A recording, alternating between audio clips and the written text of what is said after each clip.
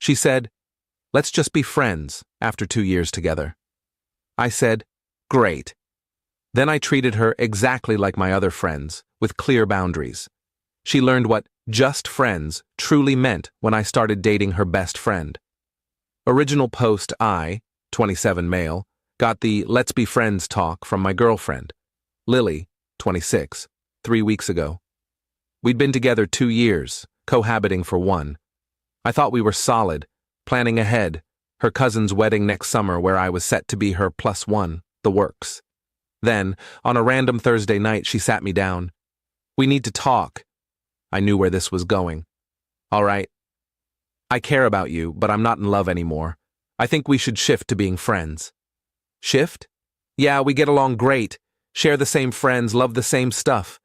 We'd be awesome friends, just not great partners." She looked uneasy. "It's not like that. I need to discover who I am outside us, but I don't want you out of my life completely." "So, you're breaking up, but want me to stick around?" "That sounds harsh. I just think we're better as friends. We can still hang out, stay in each other's lives." Here's what stung. She said this with a bag already packed. Her friend Sarah was picking her up in an hour. She'd orchestrated the whole thing, down to having a place to crash. "You've got an exit plan ready." I knew you'd be upset. Sarah said I could stay with her while we sort out the apartment. Sort out the apartment? Yeah, we'll figure it out, no hurry. We're adults, friends, we can handle this. 2 years, living together, talking about a family someday, and now she wants to be pals. Okay. Really? Yeah, let's be friends. You're right, we can make this work as adults. She smiled, relieved, like I'd just signed up for her plan where she dumps me but keeps all the perks of having me around. Thank goodness. I was scared you'd hate me or make this messy. This is why we're perfect as friends. She left that night. Sarah picked her up, giving me this sympathetic look like I was a wounded animal. I waved. The next morning, I did exactly what Lily wanted. I treated her like a friend, and that's when I realized her idea of friendship was worlds apart from mine. First text came at 7 a.m. Lily. "Hey, hope you're okay. Can you drop off my work tablet? Forgot it in the rush." Me. "Sure, I'll leave it at your office's front desk Monday. Can't you bring it to Sarah's? I need it this weekend." "Got plans. Monday's better for me." "Plans? What plans?" "Friend stuff." She didn't like that, but what could she say? We're just friends now. Friends don't drop everything. Saturday, another text. "Sarah and I are hitting that new cafe. Want to join?" "Thanks, but I'm good. Enjoy." "Come on, we always do Saturday coffee." "That was when we were dating. Have fun." 2 hours later. "This feels weird. Why are you acting like this?" "Like what?" "Distant. Cold. I'm being friendly. Exactly what you asked for." Update 1, Week 2. Lily was starting to unravel. When she said, "let's be friends," she meant keep everything the same minus the romance. I heard set boundaries like I do with all my friends. She showed up at the apartment Tuesday while I was at work. Still had her key, helped herself to snacks, did laundry, even used the shower. Left a note. "Grabbed some stuff. Hope that's fine." I texted, "Hey, saw you stop by. I'll need the key back soon." "What? Why?" "My friends don't have keys to my place. But I still have things there. We can set times for you to pick stuff up like friends do." "This is absurd. We live together." "We used to live together. Now we're friends. Different dynamic, different rules." She showed up that evening, livid. "You changed the locks." "Didn't change them, rekeyed them. Gave notice you don't live here. Here's a box of your essentials." "I can't believe you're being so childish." "Childish? I'm treating you like my other friends. None of them have keys to my place." "I'm not just any friend." Per you, that's exactly what you are. The entitlement started shining through. She expected to stay my emergency contact, keep access to my Hulu, use my Amazon account. Nope.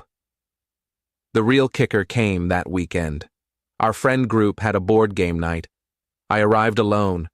She showed up with some guy, Nate. Lily, loud enough for all to hear. "This is Nate, from my gym." Nate seemed decent, clearly a prop to spark jealousy. I shook his hand, welcomed him to game night, then crushed everyone at Settlers of Catan while giving them no extra attention. Halfway through, Lily cornered me in the kitchen. "You don't even care I'm here with someone else." "Why would I? We're friends. Friends date people." "You're not even a little jealous? Are you jealous when your other friends date?" "That's different." "How?" She couldn't answer. She'd have to admit she wanted me to pine for her while she found herself. But the best part? Her best friend Sarah was extra chatty all night, finding reasons to joke with me, brush my arm. I wasn't trying to start anything, just being myself without Lily's shadow. Next morning, Lily texted, "What was that with you and Sarah?" "What?" "You know, the flirting. We were just talking. Friends talk. She's my best friend. And I'm your friend too, right? Friends can be friends with each other's friends." Silence for 3 days. Then Thursday, a new approach. "I think I messed up." "About what?" "Us. Can we talk?" "Sure. What's up? In person? Maybe dinner, our place?" "You mean the pizza spot? I've got plans, but we could do coffee Saturday if you want to chat." "Plans with who?" "Does it matter? Friends don't track each other's schedules." "Is it Sarah? Coffee Saturday or no?" "This isn't how friends act." "It's exactly how friends act. You're thinking of boyfriends." Update 2. 3 weeks in Lily's find herself journey wasn't going as planned. Nate from the gym ghosted her after 2 dates. He wasn't into being a rebound prop. Meanwhile, I was thriving as a single guy with solid boundaries. Then Sarah made her move. Thursday night, she texted, "Hey, random, but I've got an extra ticket to a stand-up show Saturday. Wanna come?" To be clear, I didn't chase Sarah. Never saw her that way until she showed interest. But she was fun, confident, and crucially upfront. No games, no transitions, no keeping me as a fallback. Me. "Sure, sounds great." Sarah. "Heads up, Lily's being weird about us hanging out, just FYI noted, still in if you are. Totally, pick me up at 7. Saturday, I got ready, feeling good. First real date in 2 years. As I headed out, my phone blew up. "Lily, are you serious?" "About what?" "Sarah said you're taking her out. She invited me to a comedy show." "You can't date my best friend." "Why not?" "We're both single." "It's friend code. She can't date my ex." "I thought I was your friend, not your ex."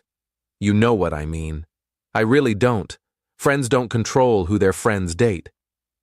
She called 17 times. I silenced my phone.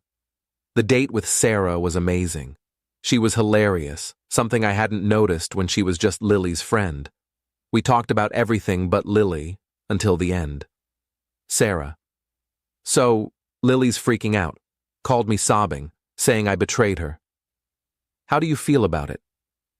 "Honestly, she's been a lousy friend lately. All about her journey. She told me last week keeping you as a friend was her backup plan in case she didn't find someone better. Verbatim. That's when I realized you deserved more, and maybe I wanted to take a chance.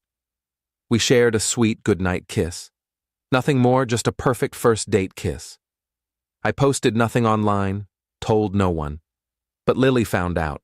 Sunday, 6 a.m., she's banging on my door. "Open up, I know you're there." Through the door, "It's 6 a.m., Lily. I don't care, we need to talk." "About what?" "You kissed her, my best friend." I opened the door. She looked rough, hair messy, eyes puffy, same clothes from Friday. "You're doing this to hurt me." "I'm living my life. You ended our relationship.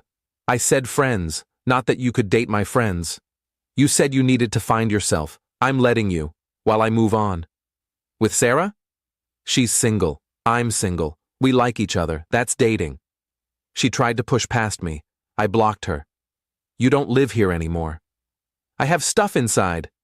"Schedule a pickup time like we agreed." You're being cruel. I'm setting boundaries. There's a difference. Her entitlement shone through. She started a campaign, calling friends, claiming I was revenge dating her best friend to punish her.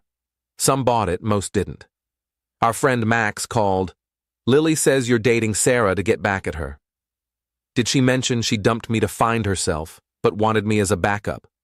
She skipped that part. Funny how that works. But Lily escalated, calling my work, posing as my emergency contact, saying I was having a mental breakdown and needed leave. My boss called, worried. "Your girlfriend said you're struggling." Ex-girlfriend. I'm fine. She's not handling the breakup well. She seemed convinced. I'll deal with it. Sorry she bothered you.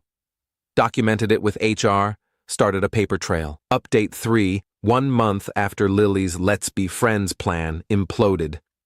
Sarah and I were officially dating, nothing serious yet, just enjoying each other's company, drama-free. Lily was spiraling. She tried everything. First, she sent Sarah screenshots of our old texts, love notes, and couple photos, clothed. Sarah showed me. She's trying to make me jealous of your past. Is it working? No, it shows how much you put up with her nonsense. Then Lily went nuclear, texting at 2 a.m. "We need to talk. I'm late." Late for what? "You know I'm pregnant." "Congrats. Who's the dad?" "You, obviously." Interesting, since we haven't been intimate in 2 months. It can take time to show. And you've been with how many guys since? Nate from the gym? That bar guy Sarah mentioned? You're accusing me of lying? I'm doing math. If you're pregnant and think it's mine, let's do a doctor's visit. Paternity test later. Silence. Next day. False alarm. Got my period. Convenient. The real meltdown hit when she realized I was serious about untangling our lives. She assumed I'd keep paying for everything, apartment, utilities, our shared phone plan, while she found herself. Her mom called, "Why'd you cancel Lily's phone?" I removed her from my plan. She needs her own. She can't afford that now. She should have thought of that before ending things. She made a mistake. Then she learned a lesson. The peak entitlement came when Lily learned Sarah and I were planning a weekend trip to the same coastal town we'd visited for our anniversary. She sent a novel-length text about how I was erasing our memories and disrespecting our past by taking her best friend to our spot. Me. It's a public beach. You don't own it. You know what you're doing. Yeah, taking my girlfriend on a trip. She's not your girlfriend. She's my friend. Was. Past tense. She dropped you after you tried to guilt-trip her for moving on. Then Lily made her biggest mistake. She showed up at Sarah's workplace, caused a scene. Security escorted her out. Sarah's boss wasn't thrilled. Sarah called, rattled. She's lost it. Screamed that I stole her life. Want to file a restraining order? I might have to. Final update. The restraining order was the reality check Lily needed, along with getting fired from her job for missing work during her meltdowns. Finding yourself is tough when you're stalking your ex and his new girlfriend. Mutual friends say she moved back with her parents, started court-mandated therapy after the work incident. She's blocked by both Sarah and me. Nate from the gym is dating someone else, posting about it nonstop. She's working part-time at a coffee shop now. The entitlement never fully faded. She sent one last email before I blocked it. Hope you're happy. You got everything. You turned my best friend against me, made me look insane, ruined my life, all because you couldn't handle being friends. I tried to let you down gently, keep you in my life because I cared. But you had to be spiteful. You won. You and Sarah deserve each other. I didn't reply. What's the point? She's still the victim in her mind, not someone facing the consequences of her choices. The truth? I didn't orchestrate this. When she said, "Let's be friends," I took her literally. I treated her like my other friends, with boundaries, respect, and distance. That she couldn't handle it shows what she really wanted. Me to pine, beg, wait while she tested the waters. She wanted the security of my devotion while keeping her options open. When I didn't play along, when I treated her as a friend and moved on, her plan crumbled. Sarah and I are still together. It's been great, honest, drama-free, mature. We laugh about how we got together, but mostly, we just enjoy each other. Dating someone who knows what they want is refreshing. My advice? When someone wants to be just friends after a serious relationship, believe them. Treat them like a friend, nothing more, nothing less. Set boundaries. Move on. Live your life. Real friends want you to be happy. They don't expect you to stay in limbo while they find themselves. They don't claim boyfriend privileges with a friend label. Lily wanted all the perks of a relationship without the commitment. She wanted me as her backup, her safety net, her emotional crutch while she explored other options. When I refused that role, when I treated her like the friend she claimed to be, reality hit hard. I didn't pursue Sarah to hurt Lily, didn't blast her online, didn't turn people against her. I just lived my life, set healthy boundaries, and dated someone who genuinely wanted me. Lily's downfall was self-inflicted. She ended our relationship, tried to keep me on hold, freaked out when I moved on, harassed her friend, made scenes at work, manipulated everyone. All I did was what she asked, treated her like a friend.